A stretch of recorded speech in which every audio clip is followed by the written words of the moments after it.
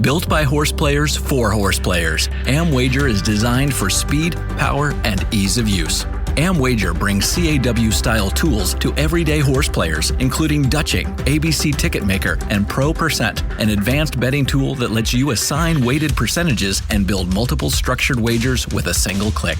Every month, AmWager turns the odds in your favor with 0% takeout on select tracks. These promos offer you up to $100 more for your winning bets and giving you value for your wagers not offered anywhere else. Rated 4.7 stars on Google with over 200 reviews, AmWager is trusted by horse players who expect more from their wagering platform. If you're looking for better tools and better value, you need AmWager. Void where prohibited. For terms and conditions, visit amwager.com. Must be 18 or older, 21 or older where applicable. Gambling problem? Please call 1-800-GAMBLER. In New York, call 1-877-8-HOPE-NY. Text HOPE.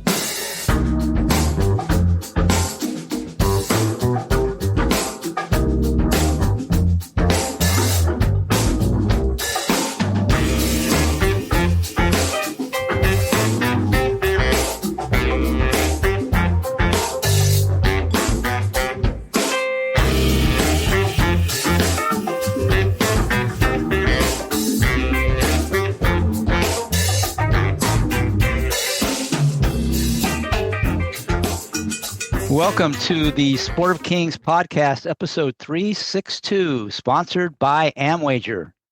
Go to amwager.com to see all their promotions, including the upcoming 0% takeout on win bets on all races at Santa Anita on Monday, Memorial Day. So if you don't have an AmWager account and you want to play the races on Monday at Santa Anita, this might be a good time to join up.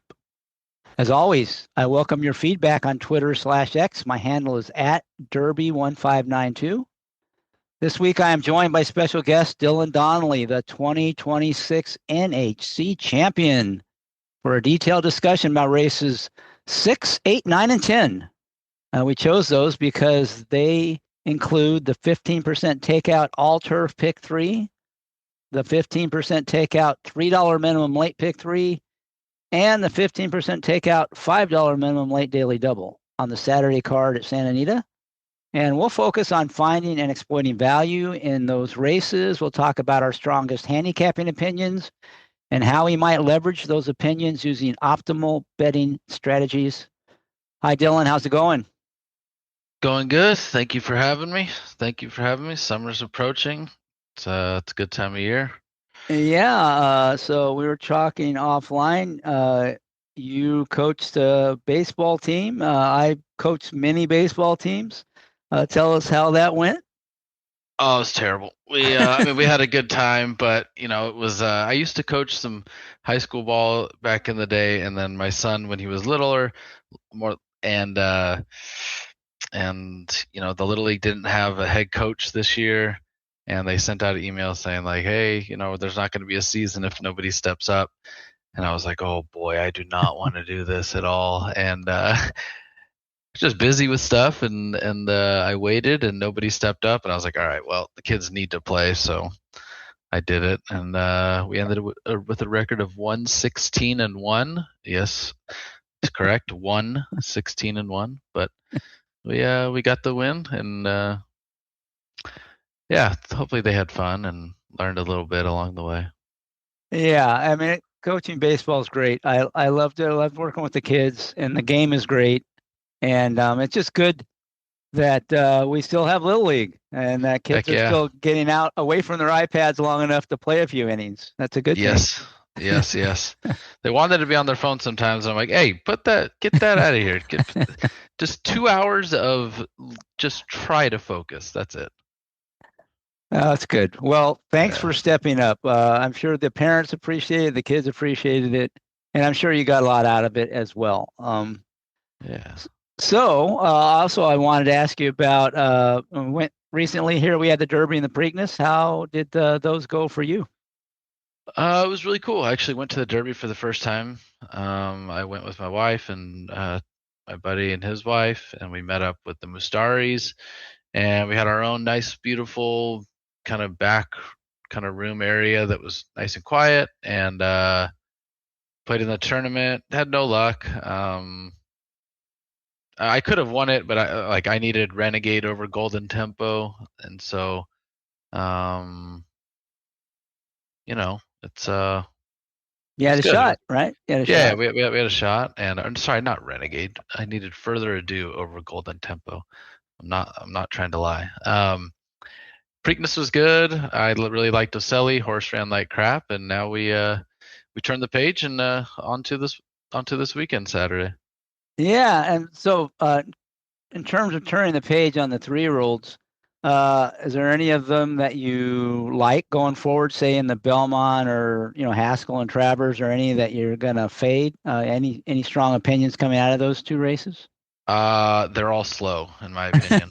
Um, it was a very weak Derby. I think it was a very weak Preakness. I don't see anybody besides. I think Crude Velocity is an absolute men among boys with the 3-year-olds. Who knows if he wants to go far? But I think. See, I'm in the contrary. I don't think the Derby was a meltdown. I think that a lot of the horses who were towards the front of the pace were below average. Our speed horses were so bad that there was 3 Japanese horses that were up close, and I just think that nobody ran. I liked Further Ado, but he got bumped pretty good and wasn't clean, and so I mean, he could definitely keep it going, but from what I'm hard to forgive with things, and I just think it's been pretty weak so far. That's what you get when the full crop is pretty low. The talent level is going to shrink, and that's what's going to happen. Horses are getting slower. Yeah, I think we had the same opinion. Further ado, I think he has talent. I think he just lost all chance at the start when the horse came in front of him and kind of cut him off and shuffled him back. Yeah. So I haven't given up on him. I think he's the best of that bunch that we saw Sure. running those 2 races. And I think he'll redeem himself somewhere down the line. But I agree with you. Crude Velocity is a beast. But I also agree with you. I'm not sure about what his distance limitations might be. I'm sure the target for him, given the trainer, is the Haskell. He's kind of Sure. owned Yeah. that race. I That mean, race will make a lot of sense. yeah. I mean, he hasn't his last race. I mean, that didn't show me he doesn't want to go far. I mean, I thought that was extremely impressive.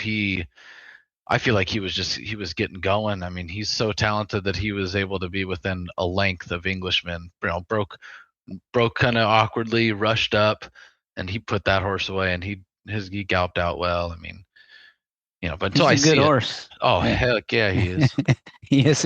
He's been impressive in all his starts. There's no doubt. He's got talent, He and we'll feels like see an how. old Baffert. He feels like one of those 5 or 6 years ago Bafferts. To be honest, like he's really really good.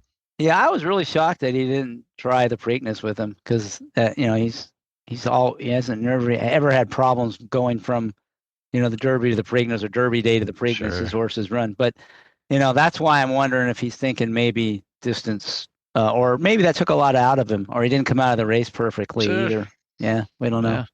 Yeah. We don't know any of that. There's no transparency for us horse players. You just have to guess what's going on.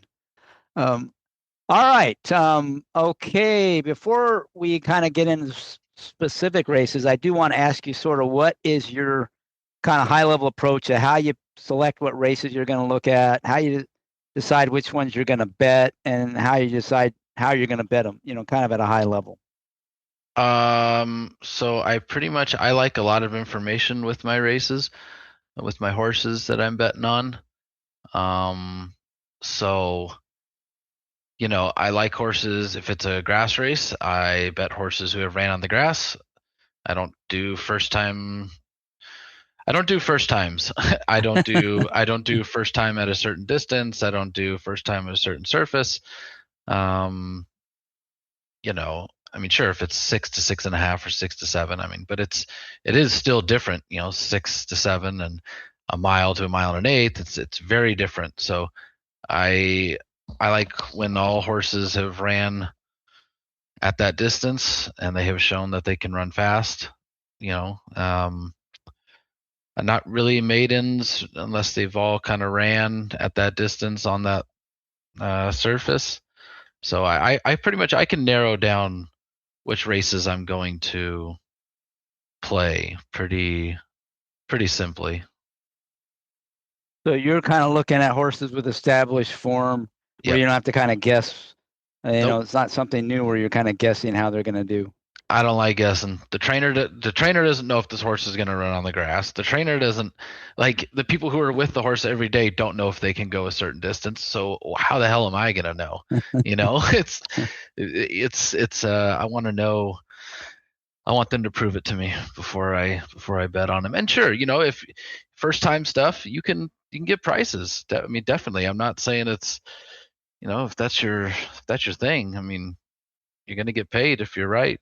Make sure you take a price when they're doing something new. But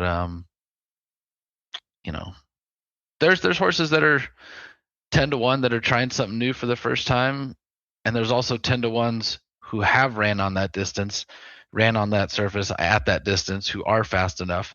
So I'd just rather pick the other 10-1.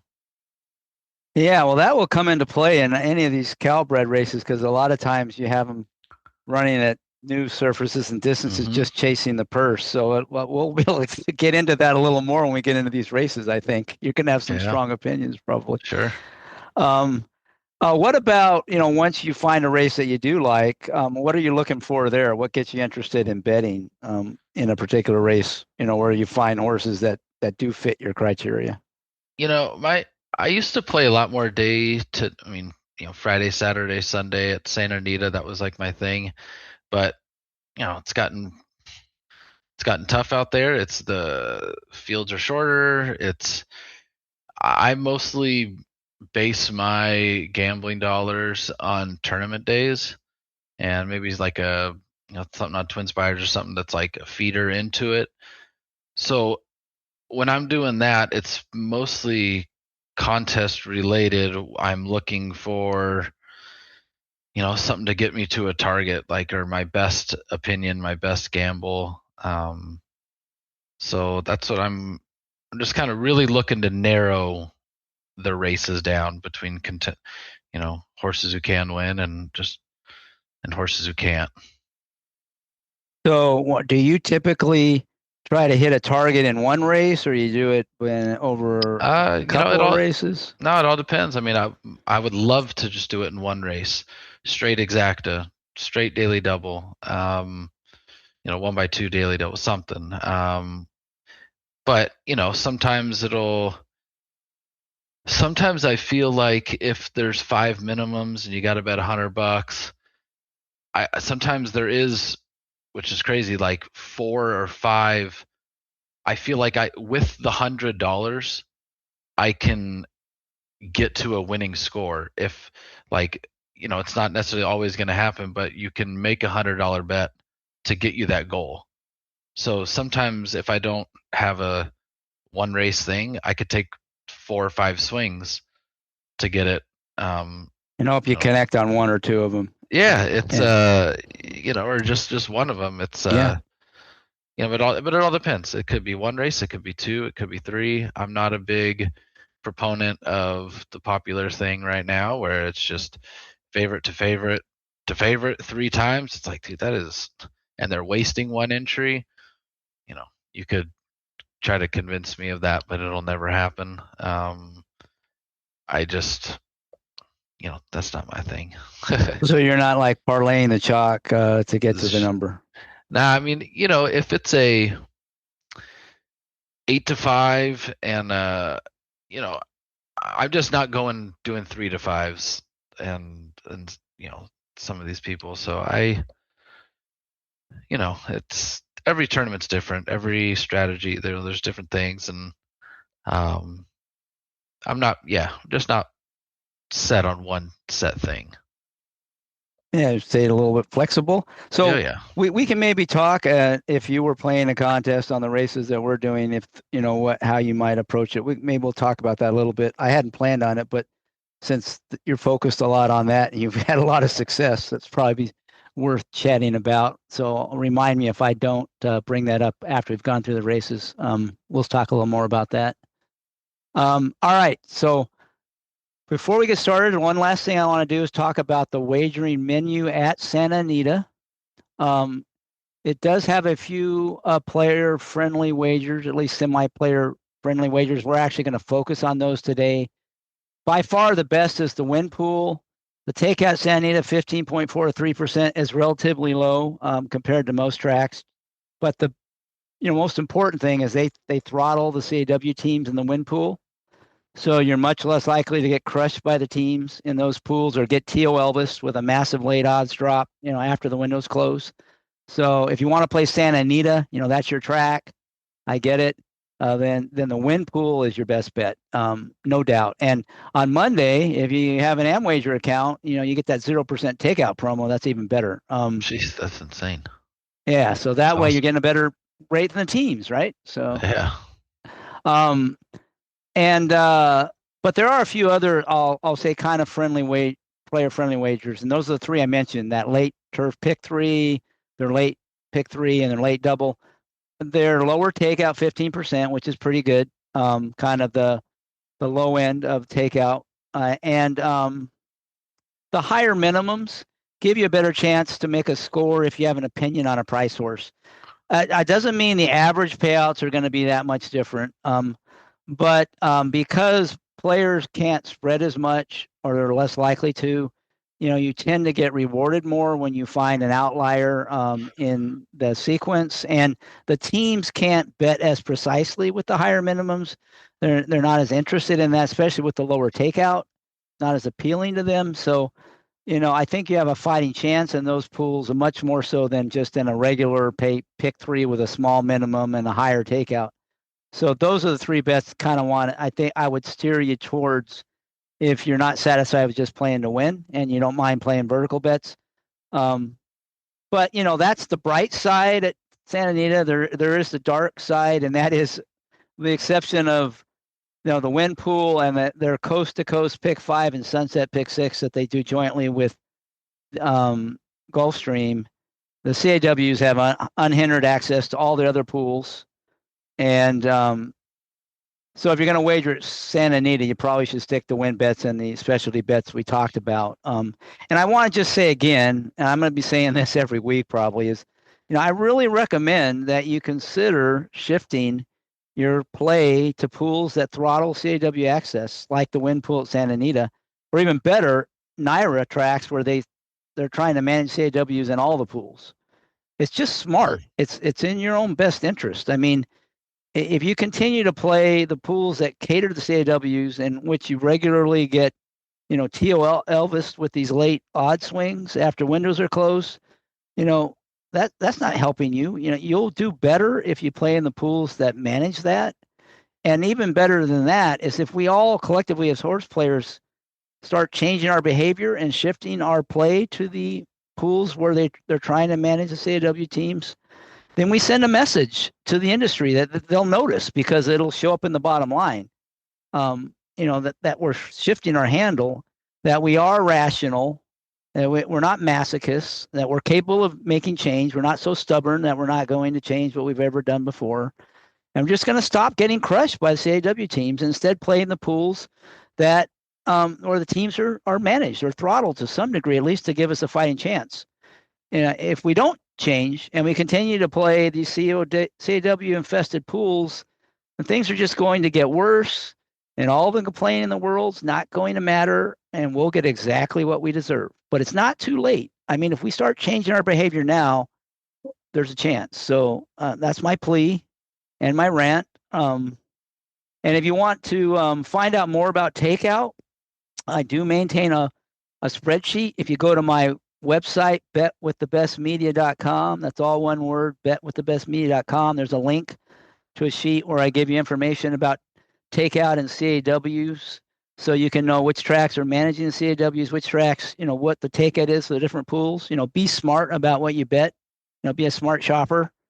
And also, you can order my new book, Betting on Horses. And I have several sections in that book dedicated to kind of helping you understand how the teams operate and how you can better compete. So, I encourage you to do that. Get smarter about takeout and where the CAWs are being managed. And, in my book, I gave you some strategies for, giving yourself at least a fighting chance against those teams. All right, my weekly CAW rant is over. Sorry about that, Dylan. You have to listen to that. It makes sense. I'm actually literally just went on your thing right now. I was very curious looking at these percentages because this is gonna be cool. I'm gonna take a look at this. Yes, I really encourage it. Yeah, because it's amazing the difference even within a track of their takeouts by pools. Sure. For instance, Santa Anita, probably their worst bet is their late pick 5. And why is it bad? Well, any pick 5 with a low minimum that lets CAWs run wild is kind of a no hoper for most players. Sure. But the early pick 5 at Santa Anita is like a 15% takeout, but the late pick 5 is 23.68%. Actually, the early pick 5 is 14%, and the late pick 5 is 23.68. So it's like almost, getting close to doubling the takeout. So you're crazy to play that late pick 5 at Santa Anita. Yeah, it's same at Del Mar. Like it's when my buddy and I one summer we he was like, hey, let's do a thing like every day. Let's play the late pick 5, and I was like, okay, I'm down to play. Yes, but the wrong pick 5. You said, we're no way we're playing the late one every day. Like that's insane. Yeah, I mean the quality of the races may be better, but you're beating your head against the wall. If you think you're going to make money with that takeout against the teams, in a pick 5, 0% chance. Yeah, and long term, you might get lucky every once in a while. Everyone can get lucky, but it's just a silly bet if you're going to do that consistently. And and you see things like that with every track. Some of their takeouts are reasonable, some are ridiculously bad.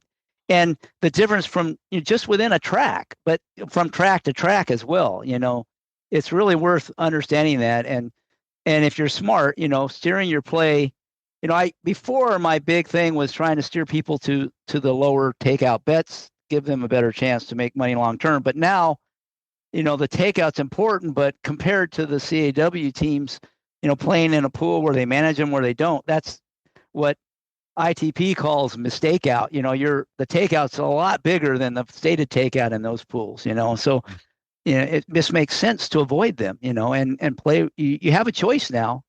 So, make the right choice is what I'm trying to help people. Give them the information so they'll make the right choice. I can't make them, do it, but I can encourage them and give the information so they can make informed decisions. That's all I'm trying to do. I like it.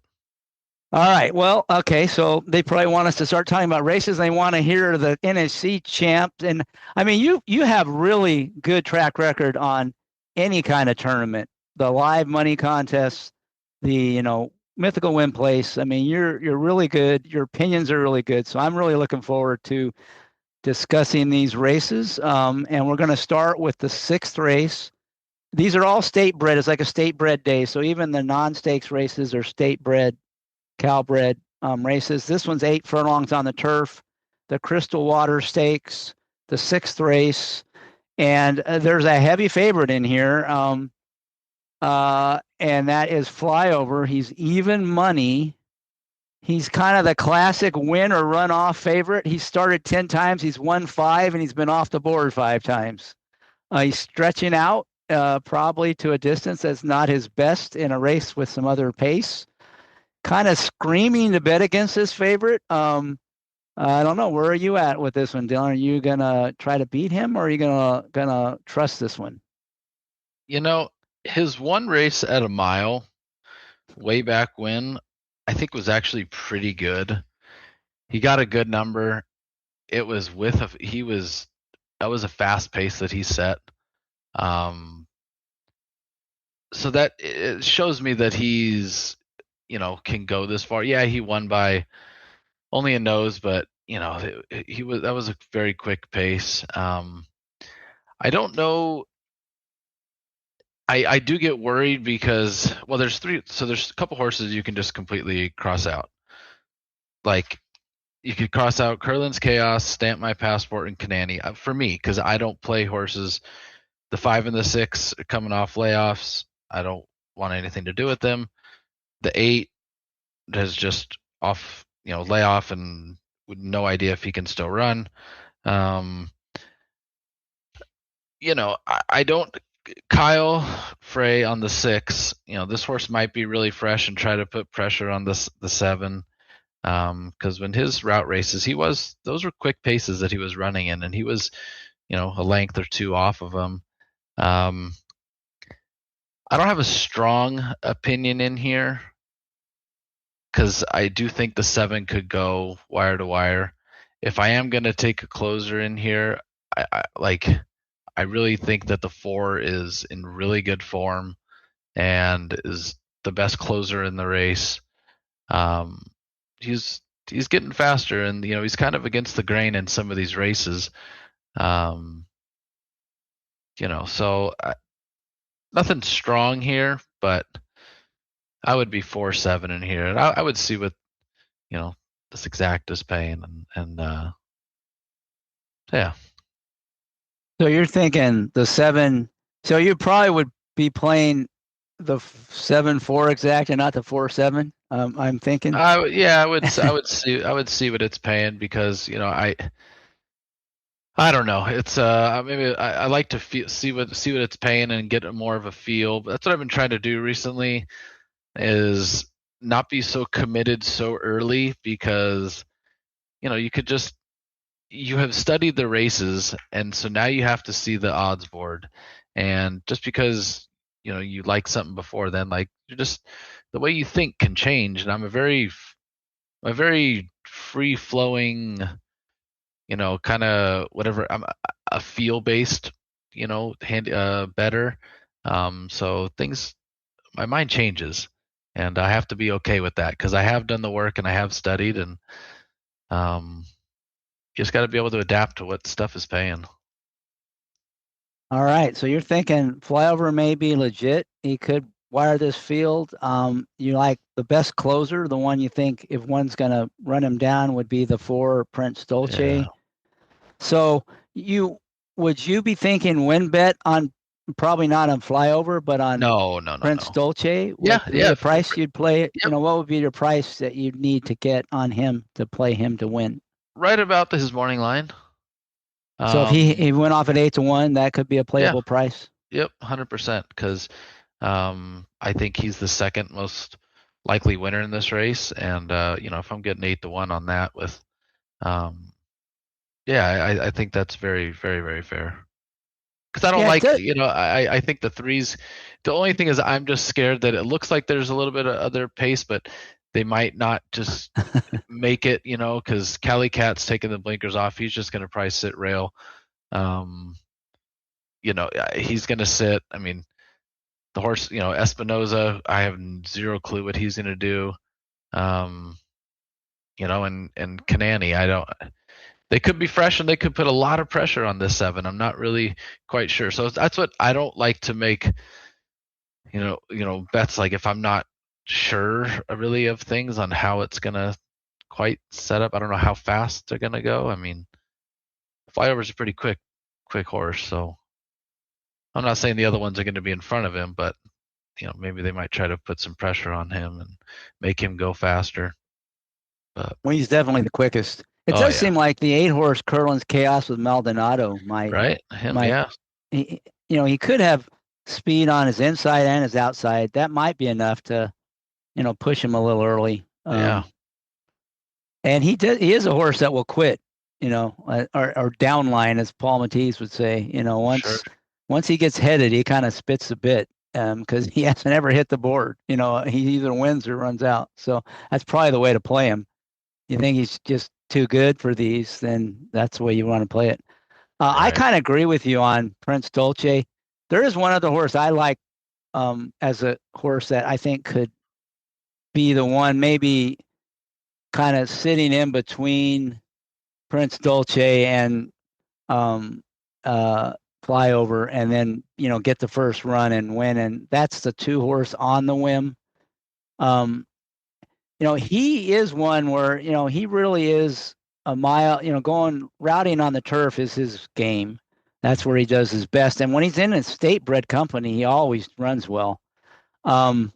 He hasn't been quite able to match up outside the state breds, but he's done really well. And 2 races back, he chased Flyover, but he had really no chance in that race. He didn't get a great ride, and he wasn't going to run down Flyover, in that race. But he ran second, and at a mile with a little different setup, with a better trip, I could see him winning. So he's the one I'm kind of interested in here. I don't know what your opinion is on that one. I just thought he was kind of weak last time, and I don't quite have a good excuse for him. Well, it was a really slow pace, and he kind of got a little bit of trouble early, and I kind of gave him an excuse, just there was no pace on at all, and he it was sprinting.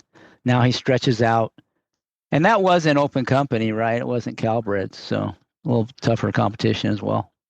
Yeah, I mean, 2 back, there was no pace. See, I just think 2 back, it was kind of the same. There was no pace, Yeah. and he ran a lot better.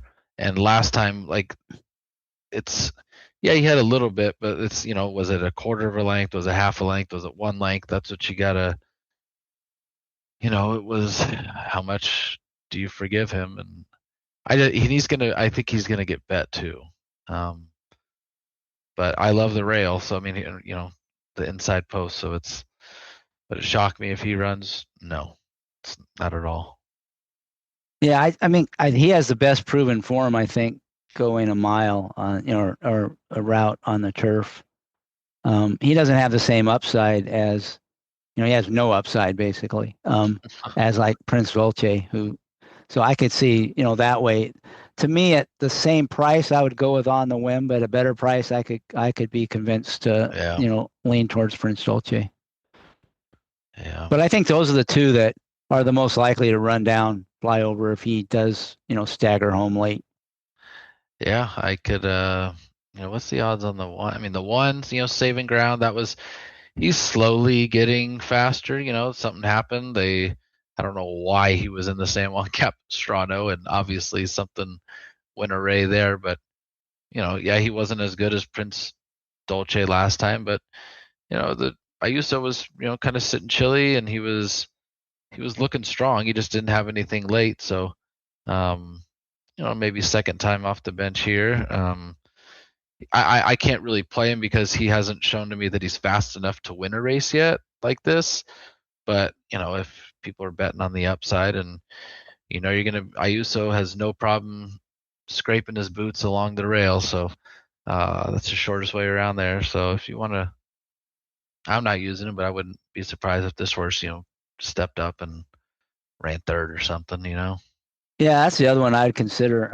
Second off the layoff, I might have just a little short last time. Sure. And his last 2 races that weren't a mile and 3/4, he won. Yep. He ran well enough, including a Calbred Stakes race, to win. And it was a long time. That was a long time ago, almost a year. And he's second off the layoff. This is what I call the golden pattern, where a horse is going to run a career best. Now, is that good enough to win? Maybe not, but like you said, he could certainly hit the board at a price, I would think. Mm-hmm. Especially saving ground. If he doesn't get in trouble, that's worth a length or 2 right there. Yep. All right. Anything else on this race? So let's kind of summarize. This is the start of the all turf pick 3 that I mentioned earlier. So if you were going to play an all turf pick 3, what are you doing here? You said you have 2 horses you're thinking about using, Flyover and Prince Dolce. Is there like one you're keen and the other one's a backup? You're using them equally? And how would you play this one? I don't know. I probably would use Flyover more.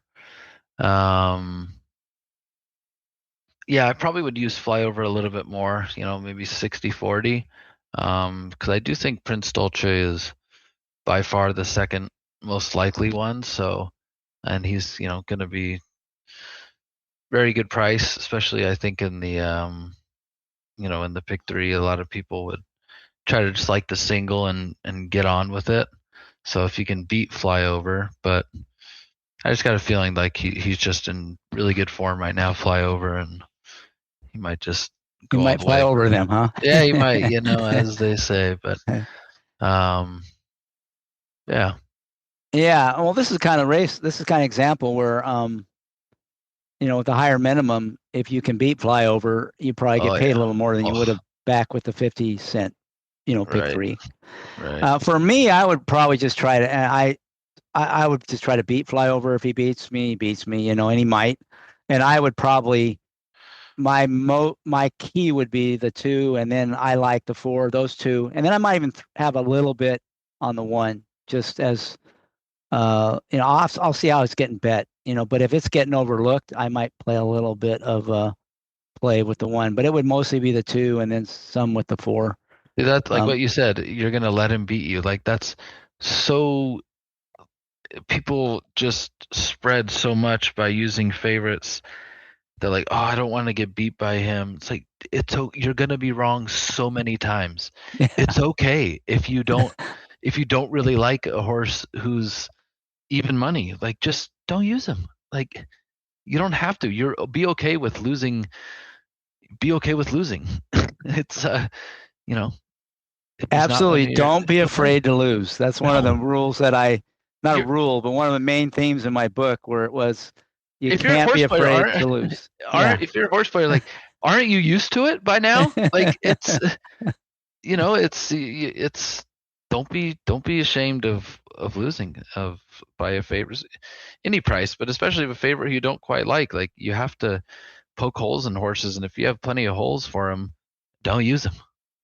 Yeah, and doesn't mean you can't use them, but don't No, only use them if you really like I them. mean, And if you really yeah, like it, then go for it. But if you you should don't, never go don't four just deep with an even money in there. right, right. 0% chance. Yeah, that you're going to make money long term betting that way. No way. Just get out. Yeah. Nope. Yeah, and then the other thing that I really try to talk about in the book is not, don't be afraid to lose, because if you're betting with what Mark Kramer called scared money, then you're just going to be spreading like crazy and you have no chance to make money long term. Um, and the other thing is, don't be afraid to pass races or pass Oh bets, yeah. right? You don't have to bet maybe you like the all turf pick 3 because it's more player friendly, but if you don't like the sequence, you don't have to bet it, right? And Nope. Same with so, contests. Like they had Santa Anita had a $500 one a few months ago, and I mean, I play in 90% of the Santa Anita contest. The only times I don't is if looked at the sequence, I looked at the card, and I told myself I don't have a bet. I literally didn't have a bet on the day, so I didn't play in it, and it felt really good. And it's the sun still came up the next day, you right? know what, and it's okay. You don't have to. So, I didn't. Yeah, it was Now I'll play in every Breeders' Cup, but it's a little different if Yeah, and there's always exceptions to everything, but as a yeah, rule, make sure you only make bets where you have an opinion, and don't be afraid good to opinion. take a stand. Yeah, Yeah, good opinion. And don't be afraid to take a stand against a favorite. You don't have to use them in every, vertical and horizontal bet you play. You can try to beat them. And they're going to beat you sometimes because they're probably the most yep, likely winner in the race, right? But yep. that's not the way to bet. And that's the other big theme is, how you bet is just as important, if not more Oh, important than who you like in a race, yep. and that's what I try to give people lots of ideas about how to improve that betting side of their game in the book. So, all right. The next race was not one I was going to talk about unless you have a really strong opinion in the 7th race, because it's not part of any of those 3 bets we mentioned. Is there anything you loved in here as a bet, or can we skip over the 7th? The very easy skip for me. The 1 has never ran on the dirt. The 3 has never ran on the dirt. This one's never been this far. The 5 is never. That's a hot dog. As I stole the lingo from my buddy Frank Mustari, he calls a race that you don't like a hot dog race. You just go walk around, go get a hot dog. So Well, I'm not that's what we're playing. going to do. We're not Yep. afraid to pass a race. And So, late and pick 5 is not for me this day no, because, especially because don't care about that yeah. race. And I talked about how bad that late pick Oh 5 yeah. is. So, I discourage anyone from playing that. But if you love something in the race, bet it. But we're going to skip over it because we can pass a race, and we're going to take advantage of the fact that we can. We're going to go right to the 8th, which will be the second leg of the all turf pick 3 and the first leg in the late pick 3, and it's another state bred stakes race. This one's on the turf, going 9 furlongs, which is kind of long for these cow breds. And in this race, we have another, heavy favorite, the 3. He's a knockout. I have a feeling this might be one favorite you want to bet against because he's routing for the first time. Not only is he routing, he's going 9 furlongs. So I'm guessing you might be against the 3. He's a knockout, but I'll let you tell the listeners what you think. That is a very good guess, Chris. I am. I looked at the PPs and I have my own speed figures. I didn't even need to do anything about it. I immediately just went and crossed him out. I want nothing to do with him. He could win, whatever, but I just not for me. So this race is difficult for me because none of these horses have ever ran a mile and an eighth. It's hard to project. I mean, who's going to go at a mile and an eighth? So I crossed out the 3, the 4, the 2. The 5 is not fast enough. So some of the horses who are in, I crossed out the 9. I thought it would be between. I'm a huge fan of this third beer. This horse runs really, really well. He was kind of against the grain last time. Looked good around the turn, ranged up, and the only other horse that kind of made an impact on the shape of the race last time was the horse who ran second. He came back to win. If the race is at a mile, I would love this horse, but it's a mile and an eighth, so I don't know. He is probably going to be a good price, at least on the morning line. He's 6. I don't have a strong one in here. The 8 is a massive price in here. He's in form. He's kind of been somewhat close to some quick paces, and he's still been running towards the end of the races. He's if you want to use someone at a crazy price, the 8. I thought the 1 was kind of weak last time, and now he's been off 3 months. Adding blinkers, it's just there are a lot of negatives there. I don't really have a strong opinion here. What did you see? The 1 horse, to me, I thought he had some excuses for that race. He kind of was hung wide and he got shuffled back and he didn't run well. It was a little bit disappointing, but it wasn't terrible. The time off in California, just because there's so few races, and maybe he was waiting for this race because he does seem like if there's one horse in here that will probably get the mile and an eighth, it's this one, and he draws the rail. The equipment change I'm not real big on, but maybe it's because he's been behind some slower paces and they want him just to be a little more forward in here. It does seem like there's plenty of pace on in here. So he should, to me, he seems like the most likely winner. Would I want to play him at 7-2? No, but I think he's a notch above the rest in terms of likelihood of winning the race. He has fewer question marks than the rest, I thought. So that's one opinion I have. The other one, I know you won't like this horse because you've already said you don't play this type, but Trump era, the 4 horse, that horse to me looks like a horse that wants to go long on the turf.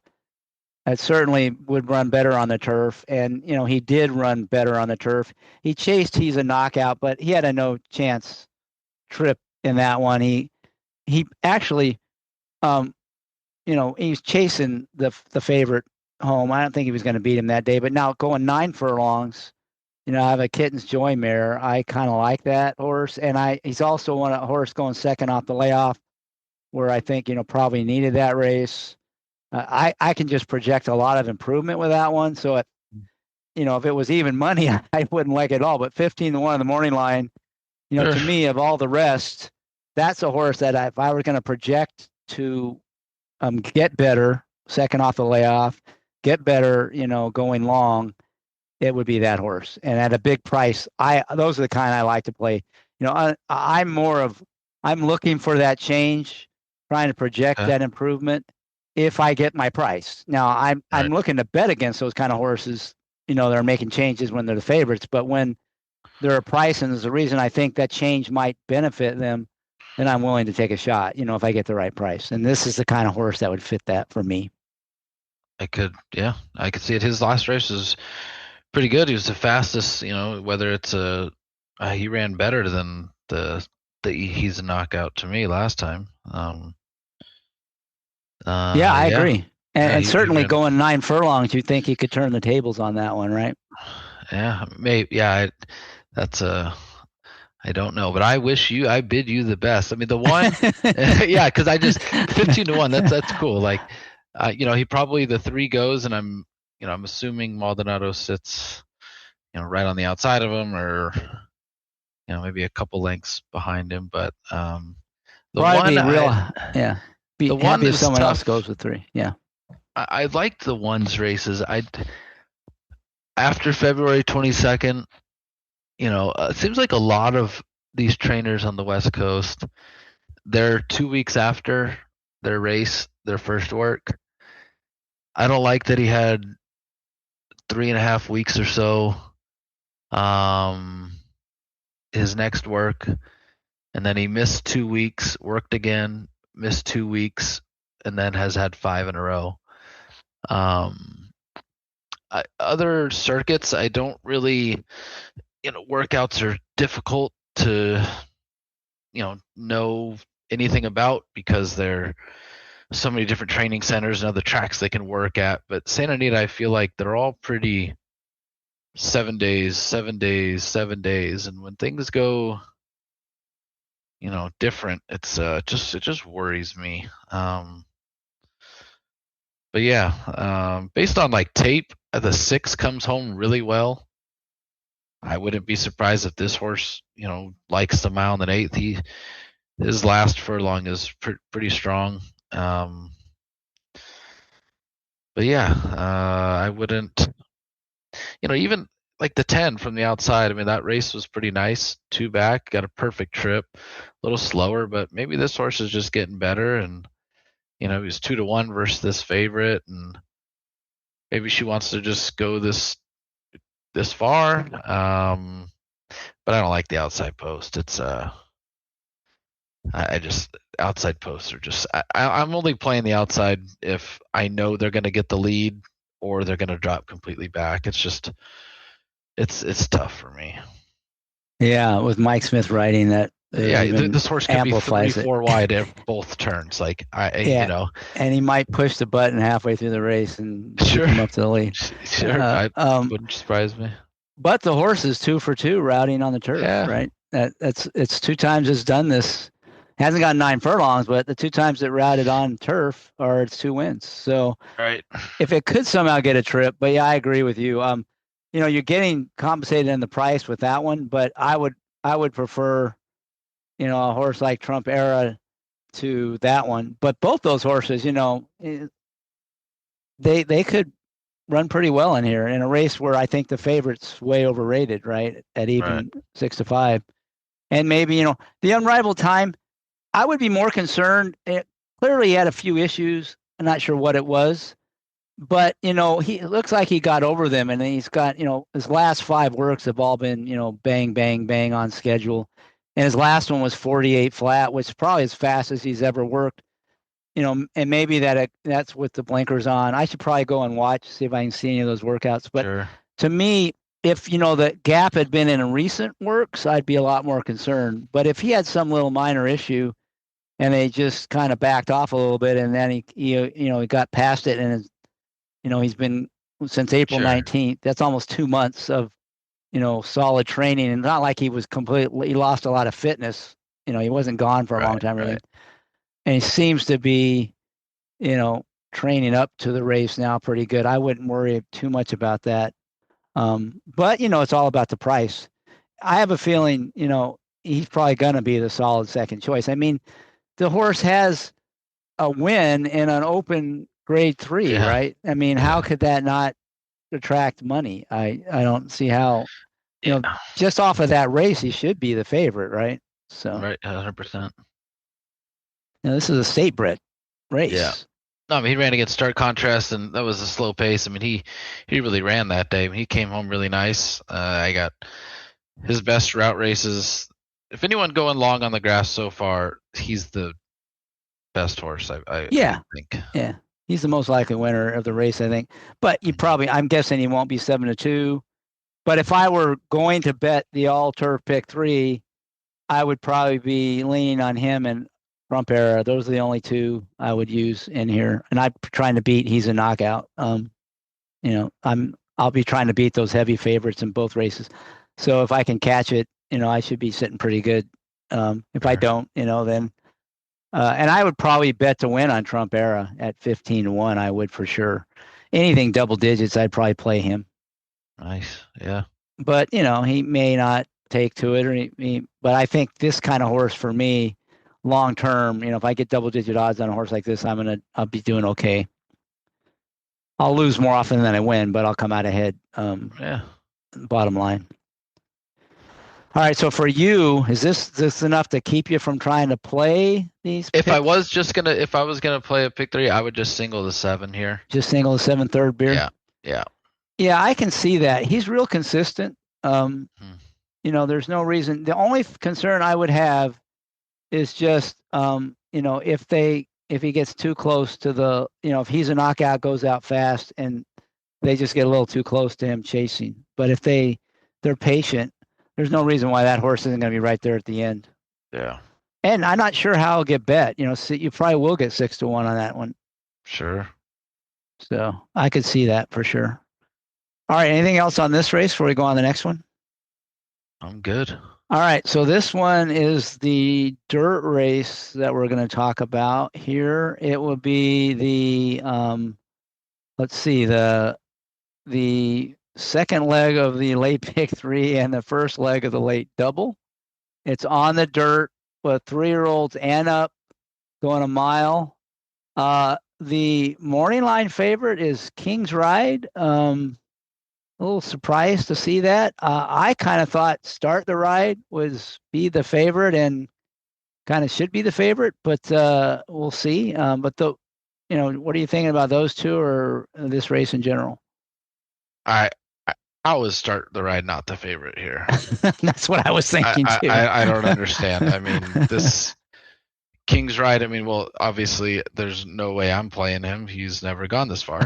That's so right. I could have predicted that. Yeah. And he's 5-2. I mean, that's what drives me to want to bet the race. And to be honest, I mean, there's no way Start the Ride is 4-1. If Start the Ride is 4-1, the horse has got 3 legs. Like there's, this horse should be 9-5, 8, like 9-5 in here, right? And there's a good chance he will be, I think. Right, 100%. I think it's a bad morning line, but yes, I was curious to see if you agreed because he's been riding in open company against Derby horses, and he was taking money in those races. He wasn't completely getting overlooked. So I don't, it's a huge class drop, even though he's a 3-year-old, but he's getting a weight break because he's a 3-year-old.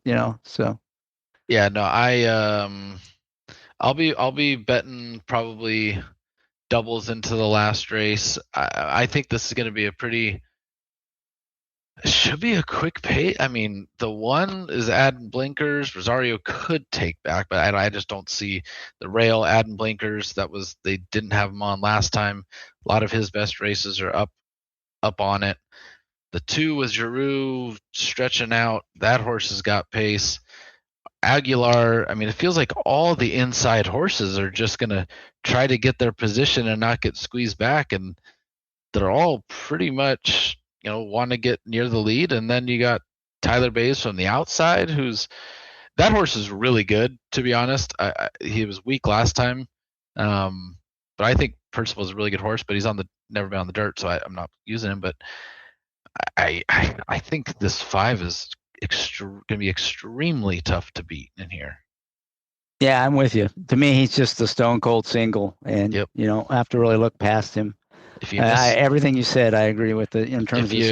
If the horse doesn't win, the horse doesn't win. I'm completely okay with it doesn't seem like they took that much out of him last time. I mean, he hasn't worked since, but that was only 15 days ago, so he's probably just still doing fine. It was Yeah, I think he's the horse to beat. Yeah, I totally agree. And he would be certainly bettable at 4-1. I just don't think it'd be anything close to that at Oh, post time. I think it was just this is one. The morning line hasn't been too bad so far, I didn't think, but this is one where I think they missed it. I don't know how you yeah. can't, make the 5 the favorite. And I'm not even sure King's Ride will be the second choice. I don't quite get the love for him on the morning line, but Yeah. maybe I'm missing something. He just lost to Calbreds going 6 furlongs Yeah, in allowance race. These are the horses that and he's not even like fast. I don't get it. These are the races you have to attack when there's bad morning line favorites and just horses you don't like that are shorter priced. Like I don't like the 1 or the 2. I could look for a straight exacta in here. You got to look for someone who's a little slower. But can maybe somewhat close. Yeah, the 8 horse is the one I was thinking would be the interesting horse underneath. Sure.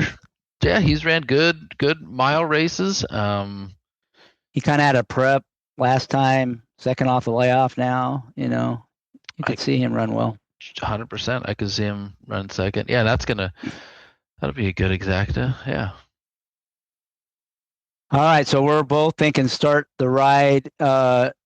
Might get a nice ride in here. He seems like it's going to set up for him. He's got a class edge. He's improving 3-year-old, gets weight off. A lot to like there. I expected to see like 8-5 on his morning line. When I saw 4-1. Yeah, I print my stuff out like literally. I'm a goofball, so I print my stuff out like Monday, Sunday night, and I never have the morning lines in here. And then Thursday or Wednesday when they come out, it's always a nice damn or sweet when I see the morning lines. Yeah, well, I think if you like this horse, don't get too excited because you're not going to get 4-1. Like I said, if this horse is 4-1, he ain't winning. He's something's wrong if he's 4-1. Yeah. All right, so that will take us to the last race that it's payoff for all 3 of the wagers. Of course, they make it a big field with a maiden race with a lot of stuff going on. So they don't want to make it too easy for us as horse players. This is one where there's not going to be a big favorite.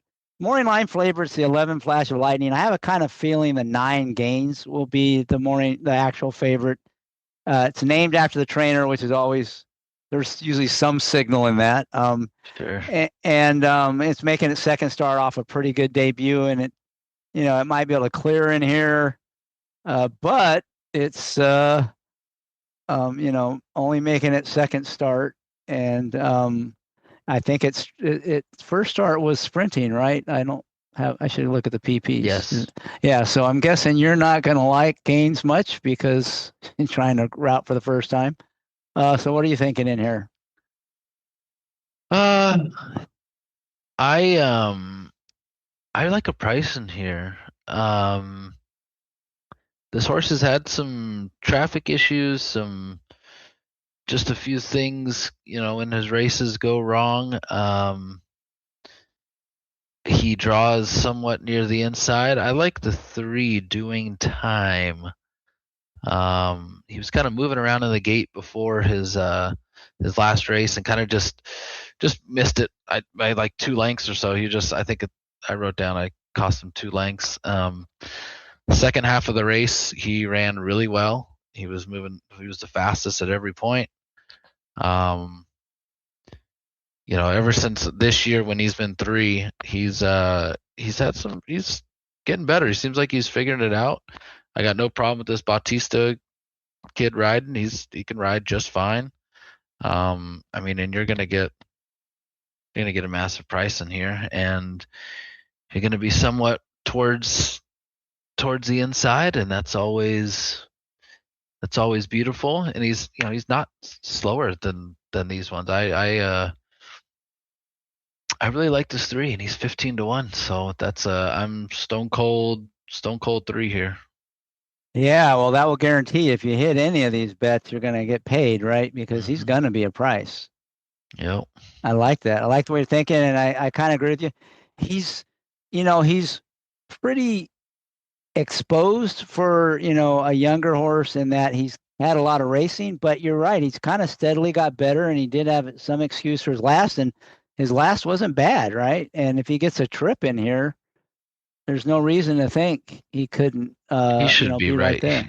Yeah. He should. I think he should be right there at the wire. I mean, the other ones who I would, give some merit to would be the 5 Oracle of Paradise. I think he's had some trips, some traffic issues, and his 1 mile race at in the grade 3 actually at Del Mar, that was a pretty good race, but kind of had to set up a little bit in there, but also you could negate it with like the fast pace. You could negate it with some of the traffic. So I really don't know who else you. I don't know. I don't really like anyone else. I thought the 7 was that Throw the First Punch ran okay last time. But they were all kind of right at the wire last time, and when horses are all kind of right around the wire, they're just kind of all the same. So, and I think all of these are kind of the same, and this is 3-year-old Calbred. I don't think there's anyone who's anything crazy in here. It's a kind of race that could produce a price, right? So doing time might be that price. You mentioned Oracle of Paradise. That's the horse I really liked quite a bit in here. I don't love the price, but his races have been good. He really hasn't had great trips in any of them. I kind of like the switch to Rosario. Rosario is a double-edged sword. You can get really good rides or really bad rides, but if he wants to, I think he certainly could get a good trip in here if Rosario does one of his good rides, and he's second off the layoff off a race that I kind of looked like a prep to me, and he kind of was really wide, so it just kind of looked like it was a prep, and he finished behind a couple of the horses in here, so that might help his price a bit. But now he's stretching back out, and like you said, he ran respectably in open company in a graded stakes last year, so he certainly seems to be quality enough to win a maiden race, a Calbred maiden race. But again, probably 4-1 is. What do you think he goes off at?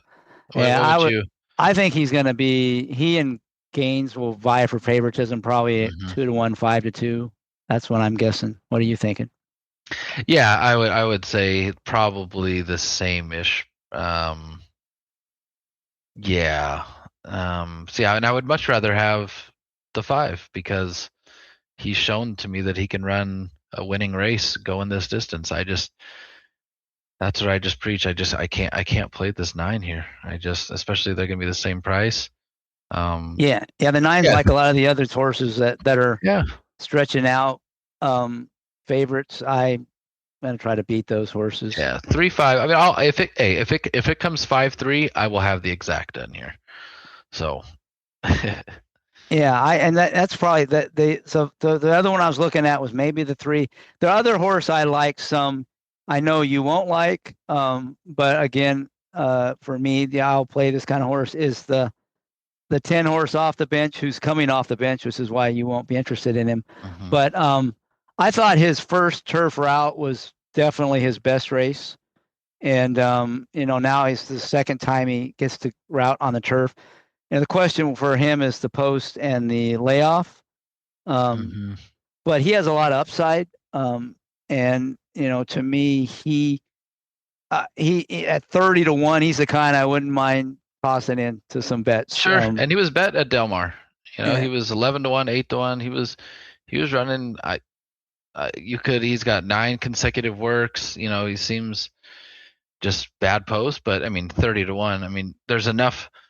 If you have one reason to bet a horse at 30-1, we're laying out a few. I could definitely see him running well. I wouldn't be shocked. Imagine if you could get an exactor tries with the 3 and the 10 in there. All right. Well, so now for the I call it the jump off the bridge equity. You got to have 3-5-10, 5-3-10. So Yeah. if Yeah.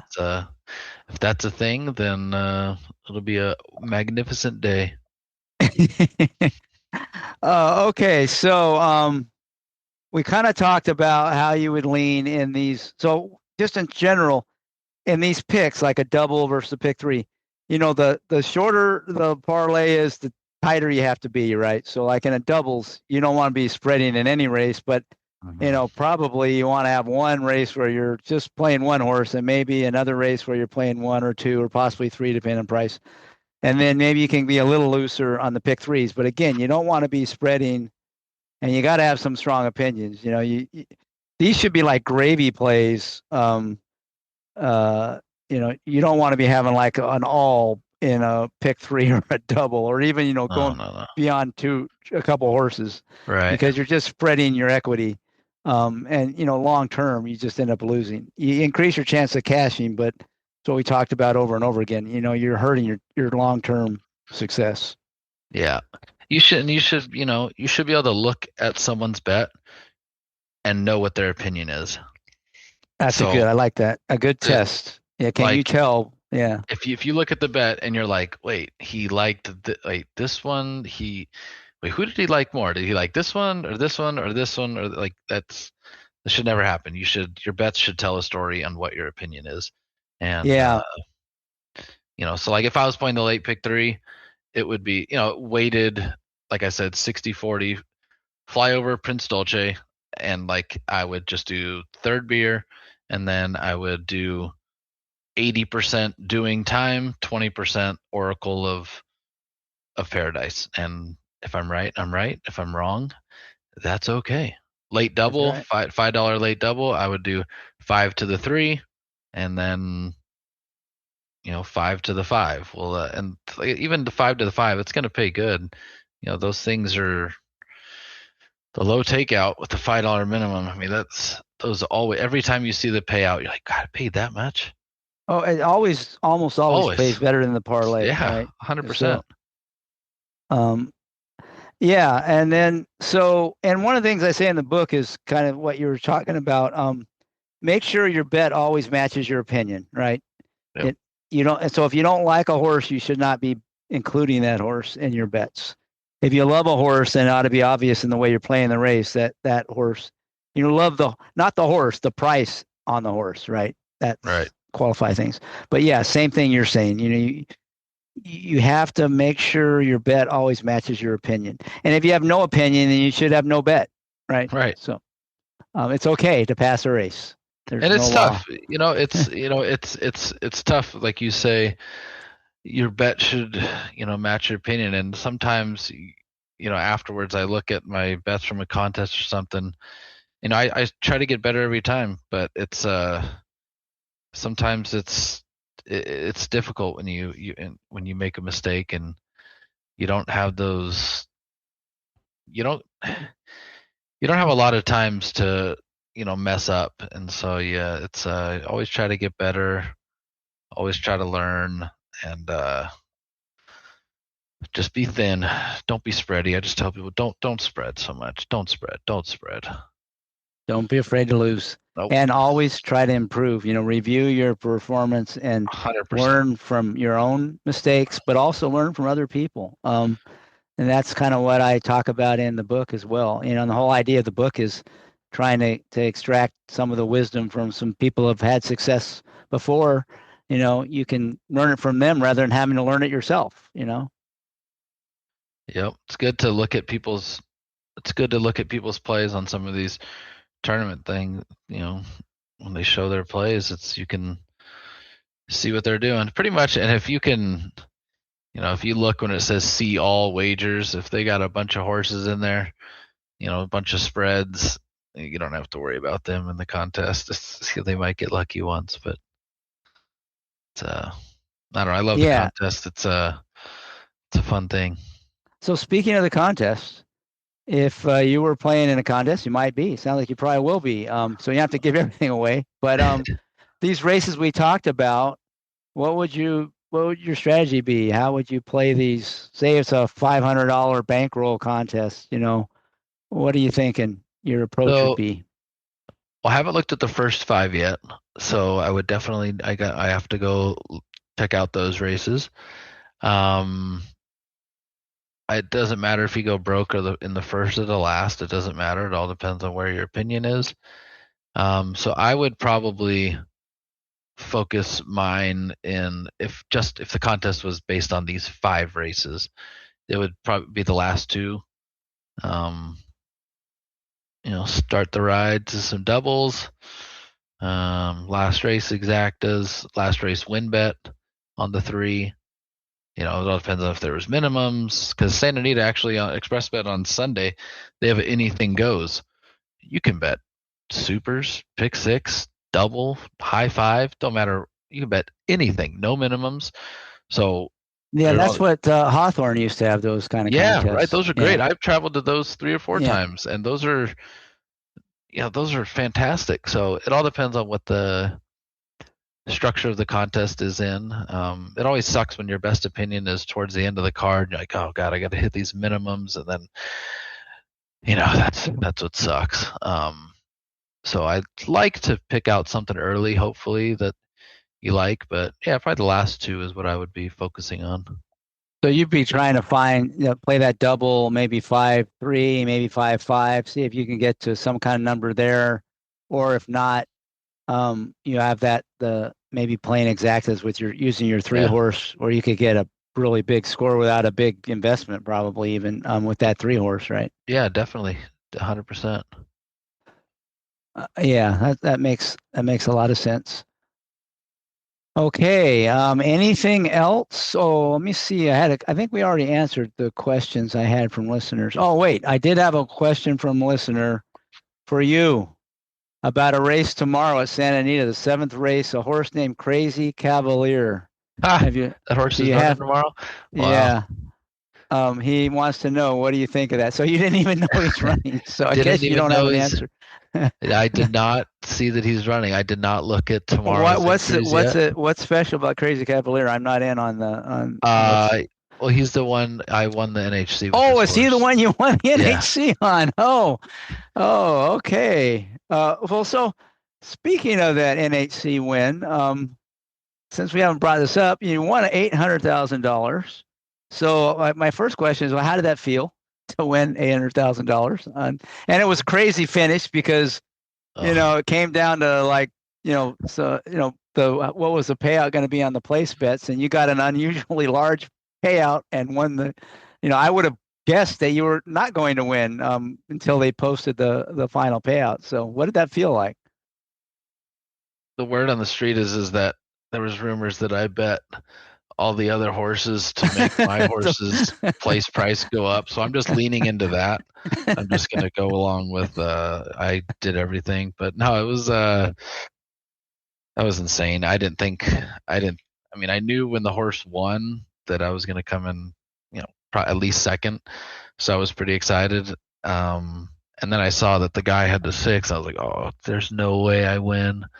And, just adding it up, people trying to add, and just, that was insane. I had a good feeling though going to the last race, and it was because you're supposed to meet at the middle, all the contestants meet at the middle and watch the race together. And I stopped halfway. I was like, I'm just gonna sit here by myself, and my wife was right behind me, and I just kind of didn't go all the way because I just had a goofy feeling. I just thought it was something good was going to happen. Well, it did. So the other question is have you spent any of that money yet? Heck yeah, we've spent some money already. I bought a lot of Pokemon cards. I've bought a lot of football cards and baseball cards. We just got my wife a cool Sprinter van. Well, good. So the whole family is enjoying the win, it sounds like. Oh, heck yeah. We went to the Derby. It was it's amazing. It's I've said in other things, I was confident that one of these days I would I came in 5th last year, and I feel like I made some mistakes along the way, and I just felt like I was getting better with how to play the NHC and how to approach it, and it's just crazy that it happened so quickly, and like just happened quickly that I won. It was it's crazy. I got a pretty cool Eclipse Award, and I got to go give a proper speech in January, and you're the face of the horse player. You're representing all of us when you go up and get that award. So I don't want to put any pressure on you. No, it's hopefully I just don't embarrass myself. I'd love it if you'd rant about takeout and CAWs. Yeah, the problem is that these damn CAWs, and I'm done. Yeah. Well, congratulations. You were a deserving winner. You're a great player, any kind of, whether it's contests or betting, live bankroll, or not just betting in general. And I was rooting for you. I'm always rooting for people I know and that are good guys. So I know you're going to represent the horse players well. And that's what that Eclipse Award, I hear all these people complaining about, oh, they don't deserve the Eclipse Award, blah, blah, blah, for winning the NAC. It's not that they deserve it. It's that it represents, the whole idea is that you're representing horse players. We all win. And you're this year, you're the one who's going to go out there and represent the players. And, that's what it's all about. And so that's why they do that. And I think it's good. At least the industry acknowledges the horse players are important. Yeah. They don't normally do that. In fact, they never do that. So it's nice to have this one little way that they do that. And that we have that probably, like Stephen Chris is probably the main guy for, pushing to get that Eclipse Award for horse players, and, how are you going to select it? Well, there's no perfect way to do it, but, it made really sense. The whole idea of the NHC was kind of celebrate the horse player. It's like a big horse player convention. So anyway, congratulations. And, enjoy it and represent us, the players well, and enjoy going to the Eclipse Awards. To me, that seems kind of boring, but I guess if you're getting an award, it might be more exciting. But it should be fun. My family's going to be way more excited and giddy for it than I am, because I'm just going to try to not say anything too stupid. I know my mom's going to freak out, and she's going to be crying during it. Oh my God, my son. So it'll be a fun time. All right. Well, good. And good luck going forward. Thanks. I should wrap it up. Thank you for joining me today. Hopefully I have you on again in the future. You're a great guest, and I've been wanting to get you on for a while. I wanted to give you a chance to decompress from all the people pestering you right after you won the NHC, but I definitely wanted to get you on. So I'm really glad you agreed, and you shared your thoughts and opinions on not just the races, but kind of your approach to the racing. And I also, of course, want to thank the listeners out there for putting up with my rants and for listening to the Sport of Kings podcast. That'll conclude show number 362 of the Sport of Kings podcast. Good luck this weekend, and please enjoy the Brooklyn Boogaloo Blowout. Cheers. That's a wrap. All right.